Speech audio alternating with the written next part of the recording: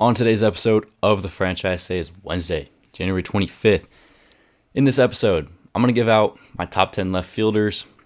Last episode, yesterday with third baseman, we've done short, second, first, catcher. Left field is in today's episode. We're also going to go over the MLB Hall of Fame, the ballot, the new Hall of Fame inductees for 2023 got announced yesterday. We'll look at 2024 candidates and just talk some of the Baseball Hall of Fame, as I do have, some things to say. I don't think I've ever said them before on the podcast. The NFL MVP finalists got announced. Discuss those. The kind of obvious MVP pick. I think it's a pretty obvious choice who's going to win the MVP. And then we'll talk some LeBron. He's getting close to passing Kareem Abdul-Jabbar, the all-time points leader in the NBA. So I want to talk a little bit about LeBron. We'll start this one. Well, before we get into that, franchise is always available on YouTube, Spotify, Apple Podcasts. Go check the website. I have a website, thefranchisepodcast.net. You can find articles. I've been putting a lot of articles out recently of all of the top 10 rankings that we've been doing on the pod. I'm going to start doing more NFL, NBA articles there as well. So if you want to read some of what I have to say, you can find it in the description. TikTok, Instagram, all of those in the description as well. All right, so we'll start things off in this episode with the top 10 left fielders. And another disclaimer, and it's not the Fernando Tatis one. He's not in any of these rankings. Yordan Alvarez will not be in this list because he primarily played DH last season. He played like 77 games at DH. He played 56 games in left field. So for most of these guys on this list, majority of the time played was in left field. Except for Taylor Ward, he primarily played right field, but I'm going to put him in this left field one for this episode. But yeah, let's get into it. Number 10 on this top 10 left fielders is Jurickson Profar from the Padres. He's currently a free agent. This guy, once a very high-level prospect for the Texas Rangers, his career's been all over the place. Many different teams, Oakland, San Diego, Texas. Now finds himself as a free agent. Utility man. He can play a lot of positions. He's able to play basically every infield spot.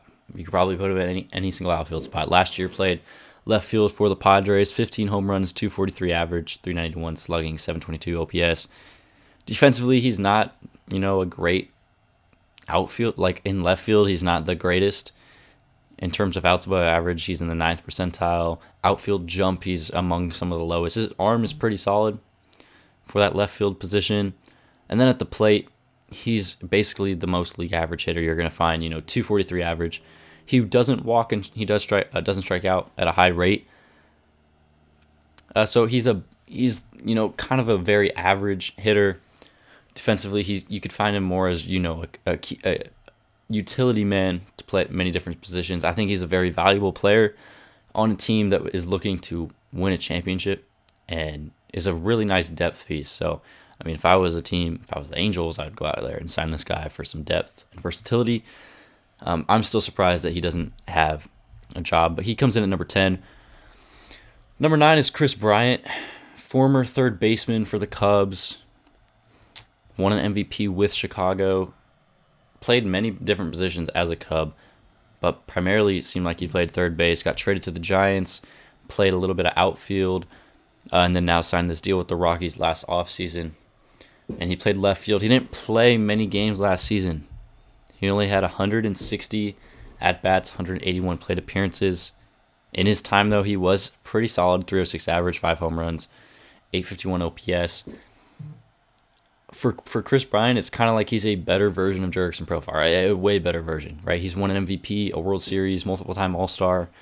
When he was with the Giants and that season, even before he got traded with the Cubs, he was a very elite player. He was playing like he did back when he won his MVP and Rookie of the Year the first 2-3 seasons of his career with the Cubs. Goes to the Rockies. I expect him to have great offensive numbers for the remainder of his career with Colorado. Obviously, one of the most hitter-friendly ballparks in Major League Baseball. And for a guy who power hitter like Chris Bryant, that's going to benefit him very well. And if he can, he's a 279 lifetime hitter, so he's going to be able to hit for average and power in Colorado. And defensively, we'll see what he's able to do. I know he was a pretty solid third baseman defensively, but in terms of outfielder, there's not many stats on him available, and then I just haven't seen him play left field a lot. But he's going to come in at number 9, even though he had a very limited sample size last year. Number 8 is going to be Eloy Jimenez from the White Sox. This guy's been pretty injury prone the past few seasons. I remember it might have been last year, but it was maybe even the year before. In spring training, he injured himself on a play that he didn't have to make. But last year, 327 plate appearances, 16 home runs, 295 average, 500 slugging. His defense is horrible. I mean, that's why he's playing left field. He's more of a left field DH kind of guy. Arm strength is low. Sprint speed is low. Outs above average, bad. But he can hit the ball, and he's one of the best young hitters in the game. If he can stay on the field, he's going to be a very big part of the White Sox, any potential success that they have this upcoming year. Number 7, Andrew Heaney. Last year with the Royals and the Yankees, was an all-star. In years past, he was more of a home run hitter. He had a lower average, more home runs, 15 to 20 home run guy last year. 304 average, 5 home runs. He really changed his game to a contact hitter. And now he's going to be on the Chicago White Sox. Will he play left field, right field, maybe even some center field? With the White Sox, they do have Eloy Jimenez and Luis Robert in the outfield. So you could see maybe the potential for Eloy Jimenez to move to the designated hitter spot. But Andrew Benintendi is a really, really good hitter. I mean, he's a great contact hitter since he's changed the way he approaches things at the plate. Very low strikeout numbers, very good walk numbers, doesn't swing and miss a lot of pitches, and overall is just a really, really good hitter. And defensively, he's about as solid as it gets. He's at number 7. Number 6, Tyler O'Neill from the St. Louis Cardinals. This is another guy that didn't have a lot of playing time last season, missed a lot of games due to injury, only 383 plate appearances. In those plate appearances, 14 home runs, 228 average, 700 OPS. He's one of the strongest and most powerful hitters at the plate. I mean, when he's playing and he's healthy, he can hit the ball as hard as anyone in the game. He's easily capable of hitting 25 to 30 home runs a season when he's healthy and on the field, and he can steal 20 bags. I mean, he's in the 97th percentile in sprint speed. He's extremely fast, plays gold glove caliber left field. He does strike out a lot, and he's a swing and miss at a lot of pitches, which is, a big downfall, which is in part to why he is going to be a lower batting average kind of player. But his defense, his speed on the base pass and in the outfield, along with his power, makes him a very valuable player and brings him at number 6. Number 5 is Ian Happ from the Cubs. Early on in his career, second baseman, third baseman, center field, right field. Found himself in left field last year for the Cubs, 17 home runs, 271 average. Great defensive player, 78th percentile outs above average. His jump, not the strongest. Outfield arm is about average, which is why he plays left field. Strikes out at a pretty high rate, doesn't walk a lot. For Ian Happ, I think it's his versatility, his ability to hit from both sides of the plate, hit for a decent average like he did last year, and able to push the ball over the fence, near 20 times. If the Cubs have a bad year, I expect him to be traded at the trade deadline. He does only have a few more seasons left of control for the Cubs, and if they are not looking to compete, and if they're not competing at the trade deadline, you could easily find a team in need of a left fielder or any position in the outfield getting Ian Happ, but he's at number 5. Number 4, Randy Arozarena from the Rays. Last year, 20 home runs, 263 average, 32 stolen bases. This guy's he's an incredible hitter, an incredible base runner. Defensively, it's not even worth mentioning. I think he's very below average in terms of his defensive play in left field. But he can hit the ball for power, he can hit it for average, and he can definitely steal. He stole 32 bases last season, so he's very valuable on the base pass. And defensively, I mean, his speed, if he can just clean up whatever it is that is holding him back defensively, he could be an average player in left field. But his offense is very good. 27 years old, entering the prime, probably the best player on the Rays. It wouldn't surprise me if he has a great season next year, talking 20-plus home runs, 20-plus stolen bases, a near 270 average for a Rosarena next season. Number 3 is Taylor Ward. This guy had a breakout year last year for the Angels, 23 home runs, 281 average, 833 OPS. Look at his percentile rankings. They're all in the red. They were all as good as they can be in Major League Baseball. 93rd percentile chase rate, 89th in X slugging, 92nd in X WOBA, 82nd in outfield jump, 71th in arm strength, 68th outs above average. Defensively, he's a really, really good player. Last year, he played right field. I think this year, moving him to left field for the Angels is really going to help him. His defense was really good in right field. I think it's going to get even better in left field. And with his arm strength being in 71st percentile, in just terms of a right fielder, you could see that jump up into the 80s, maybe even 90s in left field, especially at ballparks like Angel Stadium, Houston, and all the places that they're going to play in the American League West this season. And his offense, throughout his career, he's been a very bad offensive player. Last year, turned it up. Career 256 hitter, hit 281 last season. Could have been an all-star. Should have been an all-star, at least for the first half of the season. If he can produce what he did offensively last year, he's going to be one of the best players. You could see him jumping up to the best left fielder in baseball next season.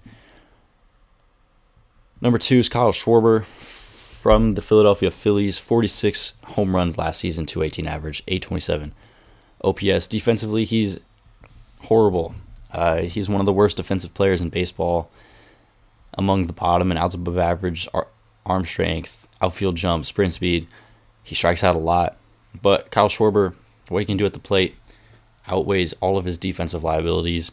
He walks at an extremely high clip, can hit 40-plus home runs a season, and he's done that for the past 2-3 years when healthy on the field. Hits the ball as hard as anybody else in Major League Baseball. So he comes in at number 2 because of what he can do at the plate, and he's very impactful, especially with what the Phillies did last season, getting to the World Series, and throughout their postseason run. He was a very big part of what they had to do in Philadelphia. Number 1 is Steven Kwan from the Cleveland Guardians. Was a rookie last season, and he's probably the best defensive left fielder in Major League Baseball. 96th percentile outs above average, 92nd in outfield jump. His arm strength is pretty mid, but what he can do at the plate is just as impressive. He's the definition of a contact hitter. 298 average, 6 home runs, 19 stolen bases, 400 slugging, 378 on base. His strikeout percentage was in the 100th percentile. He walked in the 67th. And he doesn't swing and miss, and he doesn't chase pitches out of the zone. He's a pure contact hitter and one of the best hitters, young hitters in the game of baseball. And I think next year and the next few years, as he gets a little bit older and develops more, you could find him being consistent guy in the top 3 at this position, and just one of the overall best hitters in the game. I think he has the potential to win a batting title in his career with what he can do at the plate and not strike out and get on base and drive in runs. He is at number 1. I think if Yordan Alvarez played more games in left field, he would be number 1. I think it's pretty obvious he'd be number 1. But I'll classify him as a DH, and we'll get to that a little bit later on in the next few episodes. All right, so those are the top 10 left fielders: Profar, Bryant, Jimenez, Benintendi, O'Neill, Happ, Rosarena, Ward, Schwarber, and Kwan. All right, yesterday the Hall of Fame class got announced. 2 Hall of Famers. Fred McGriff got announced early in December from the 16-person committee that votes on players that got exempt from the ballot. And then yesterday, Scott Rowland got inducted into the Hall of Fame. I think both these guys are pretty deserving of the Hall of Fame. Look at McGriff, 493 career home runs, 284 average, 5-time All-Star, 1995 World Series champion, 3-time Silver Slugger, All-Star MVP. He led the league in home runs twice, in 1989 and 1992. He's one of the he's a really, really good career hitter. Almost 500 home runs, won Silver Slugger awards, multiple time All Star, 52.6 career WAR. I think he's deserving of an All Star, of a Hall of Fame induction. And then yesterday, Scott Rowland, 316 career home runs, 281 average, 70 career WAR, Rookie of the Year, 7-time All Star, World Series champion in 2006, 8-time Gold Glove, 1-time Silver Slugger, 10 plus 20 home run seasons, and defensively he had an average of 14 defensive runs saved per season, which is elite. He's one of the best defensive third basemen in all of Major League Baseball. I mean, 8-time Gold Glove winner, and then 14 defensive runs saved is impressive. I mean, that is among the top. Even in today's game, that would be among the top with guys like Machado and Arenado and Matt Chapman and Alex Bregman at third base. He'd be among the best defensively at third base. So 316 career home runs and a 281 average, plus for being a 7-time All-Star, and his defense being among the best at that third base position all time. I think he's worthy of being a Hall of Famer. Some guys that were snubbed from the Hall of Fame, we had Todd Helton and Andrew Jones. I think both of those guys, I think Andrew Jones in particular should be a Hall of Famer. 434 home runs, 10-time Gold Glove winner, 62.7 career WAR, 5-time All-Star. I think he's probably one of the best defensive center fielders of all time. I mean, 10 Gold Gloves. I didn't pull up his defensive runs saved or anything, but I'd imagine it's extremely high. And near 500 home runs, 254 career hitter. He's probably the best defensive outfielder of all time, like I said. And then for Todd Helton, 369 career home runs, 5-time All-Star, 3 times Gold Glove, 4-time Silver Slugger, and a career batting title. He had a 5-year stretch where he was probably the best first baseman in the game, besides Albert Pujols, from 2004 to 2005, 5 straight All-Star games. The only thing for Helton is I feel like he's having a career, like you look at his awards, All-Star 5 times, 3 times Gold Glove, 4 times Silver Slugger, and a batting champ. Jose Abreu might not be the right comparison for Todd Helton, but I mean, when it's all said and done, and what Abreu has right now, he has basically the same amount of All-Star appearances. He has an MVP, which Helton doesn't have. He has a Silver Slugger. He has the potential to win batting titles. He's going to play maybe 13 seasons in the MLB. He's at 260-something home runs right now. You can see that hit 300. So I think if Helton gets in, maybe there's a chance that Jose Abreu gets in someday. I'm not saying Jose Abreu is a Hall of Famer, but I don't know how much Todd Helton is a Hall of Famer compared to guys like Andrew Jones and, of course, like Scott Rowland and Fred McGriff. All right, so guys that are eligible for the 2024 Hall of Fame ballot are Adrian Beltre, Joe Mauer, Chase Utley, David Wright, Jose Bautista, Adrian Gonzalez, Matt Holliday, Victor Martinez, Jose Reyes, and Bartolo Colon. I think there's only 2 guys on this entire list that are actually deserving of the Hall of Fame, and those are Adrian Beltre and Joe Mauer.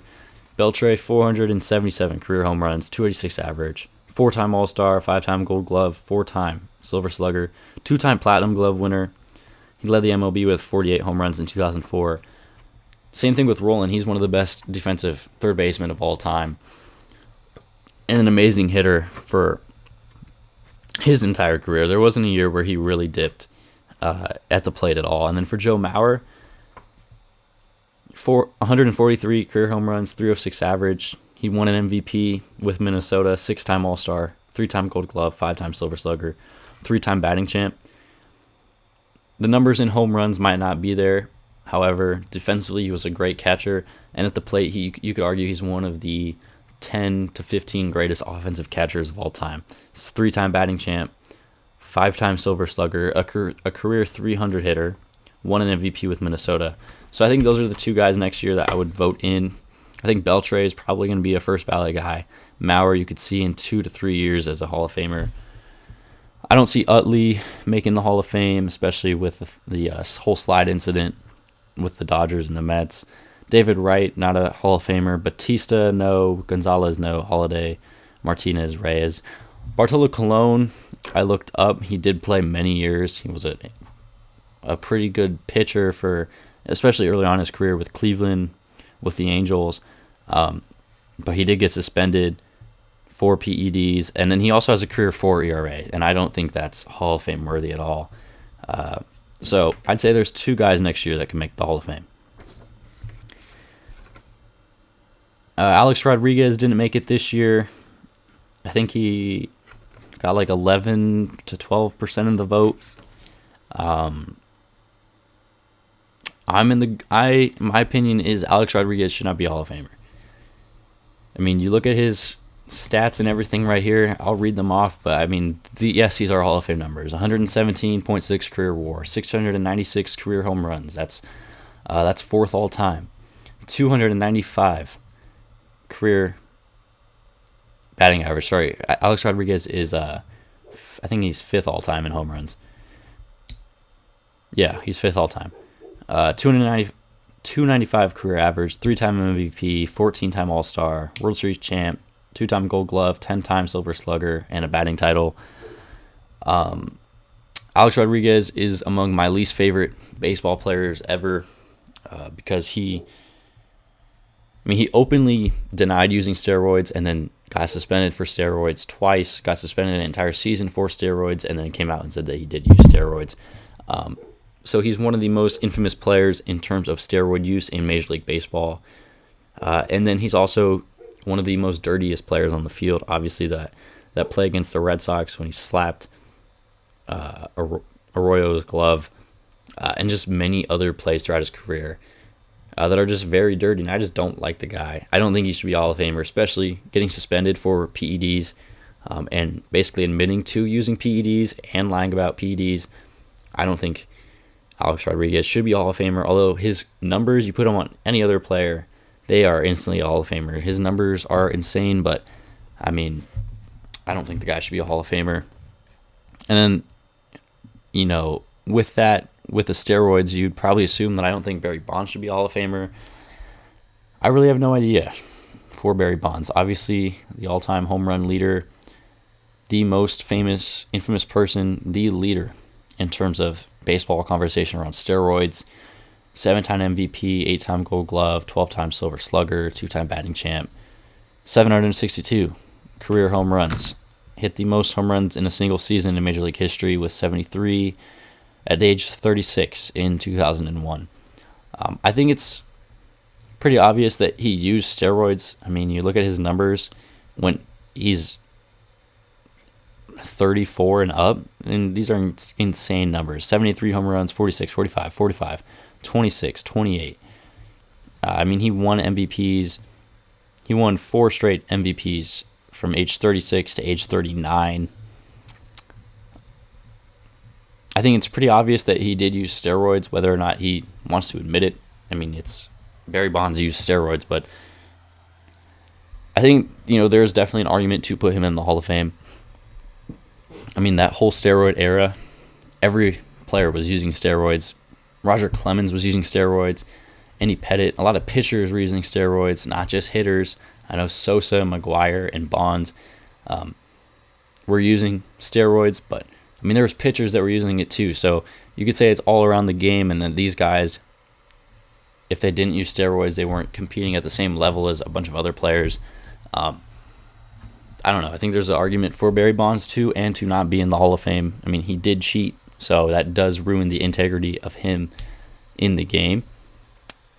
And I know there's the argument of, you look at his years in his career from Pittsburgh down to early San Francisco years, and you can make the argument that he's a Hall of Famer. But you can't just look at half of a person's career. You have to look at the whole thing. So for me, Barry Bonds, I don't know where I stand on him entirely just yet, and that's. I mean, if I had a ballot to vote on the Hall of Fame, I probably wouldn't use a vote on him. I'd let other people do that. So I think that's probably what most voters do. They just say, I'm not going to be the guy to vote Barry Bonds in. I'll say that for other people, and then that's why he's never been voted into the Hall of Fame. All right, the NFL MVP finalists were announced: Joe Burrow, Josh Allen, Patrick Mahomes, Jalen Hurts, Justin Jefferson. 4 quarterbacks, 1 wide receiver on the finalist list. I think it's obvious who's going to win the NFL MVP. It's Patrick Mahomes. led the NFL in touchdowns and yards on the best offensive team with the best record in the NFL, in the Kansas City Chiefs, a team that lost arguably one of the best receivers in the game, Tyreek Hill, and got even better offensively. Mahomes had one of the best years of his career, regardless of what happens in these playoffs. If they get eliminated on Sunday against the Bengals, or if they win a Super Bowl, Mahomes had the best regular season. Burrow and Allen had too many red zone interceptions and red zone turnovers to even, to win the award. Burrow did not put up not even remotely the same numbers as Patrick Mahomes. Jalen Hurts, if he didn't get injured, I think he'd be, there'd be a conversation around it, because the Eagles would probably have not lost the games that they did without Hurts with him. And then Justin Jefferson, he's not going to win the award. He's a wide receiver, had a great season as a wide receiver, but the MVP is a quarterback award. So Patrick Mahomes easily will win the NFL MVP whenever that gets announced in the next few weeks. All right, finally, LeBron. LeBron is set to pass Kareem Abdul-Jabbar within the next possible week, and become the all-time points leader in the NBA. And I think as soon as LeBron does that, I think he becomes immediately the greatest player of all time in the NBA. The Jordan-LeBron debate has been a thing for a very, very long time. I think for a majority of the time, Jordan's been the best player of all time. 14-time All-Star for Jordan, 6-time Finals MVP, 6 for 6 in Finals, 5-time MVP, 6-time Finals MVP, one of the greatest defensive guards of all time, 30 points per game. He's Michael Jordan, right? But I think as soon as LeBron passes Kareem Abdul-Jabbar as the all-time leading scorer in the NBA, I think he immediately becomes the greatest player of all time. He has 18 All-Star selections. That's about to be 19 in a few weeks. 4-time NBA champion, 18-time All-NBA, 3-time All-Star Game MVP, 6-time All-Defense, 4-time Finals MVP. The scoring champ in 2007, the assist champ in 2020, 30.2 career points per game, and he's made 10 NBA Finals. So he's only won 4, and he's made 10. And I know that Jordan dominated the 90s. Jordan three-peated twice, won 6 straight, or not 6 straight. He won 3 straight championships twice, 6 total. Dominated teams like the Jazz and the Sonics, and just every single team that Jordan played in the 90s was dominated by Chicago and the Bulls. And I think if Jordan didn't take those tears off of baseball, you could say that he has 8 championships. And if he didn't retire after the 98 season, there's potential. I don't think they would have won a 4th or a 5th straight title. But he still would have had, incredible numbers, possibly more MVPs, because at the time he played with the Wizards, obviously he wasn't at the top of his game, but he was still a very, very good NBA player when he came back and played with the Wizards. But for LeBron, he's 38 years old, and he's playing some of the best basketball of his career. The longevity for LeBron is incredible. LeBron's played 400 more games than Michael Jordan and 160 games less than Kareem Abdul-Jabbar, and he's about to pass Kareem in the all-time leading points. So he's played way less games than Kareem and is going to have more points than him in the next week. LeBron has the most playoff points of all time. So I think when you look at the best basketball player of all time, there's many things to look at. Basketball is a game of a lot of different skills. Putting the ball in the basket is obviously the most important one. If you don't do that, you're not going to win. Defense, assists,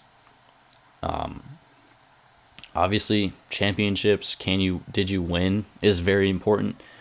And for LeBron, this guy is going to be the all-time leading scorer, and he's going to continue to add to that number every single game that he plays after he breaks the record. And that record won't be broken for a very, very long time, because I don't see any active NBA player breaking the points record that LeBron's about to set. made 10 finals. He's won 4. We'll see if he can even win a 5th one. I don't see it being likely and then anymore. I don't see him winning another championship in his career. When he's in the playoffs, he's absolutely dominating. I know he played teams like the Warriors and the Spurs, and he lost to the Mavericks, and he lost to the Celtics a lot. And then earlier in his days with the Cleveland Cavaliers, but he has that 3-1 comeback against the Warriors. He won a title with the Lakers in the bubble, despite, you can say whatever you want about that championship. Won 2 back-to-back with Miami. And since he's came into the NBA, he's been basically a top 3 player in the game of basketball since his rookie year.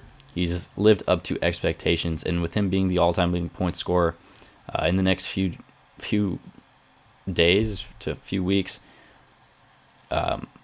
I just think it's pretty obvious, and I think it's without question that LeBron is the greatest player of all time, and Jordan is a very, very, very close second. I think Jordan is one of the most dominant players of all time, one of the most intimidating, and obviously, many people's GOAT.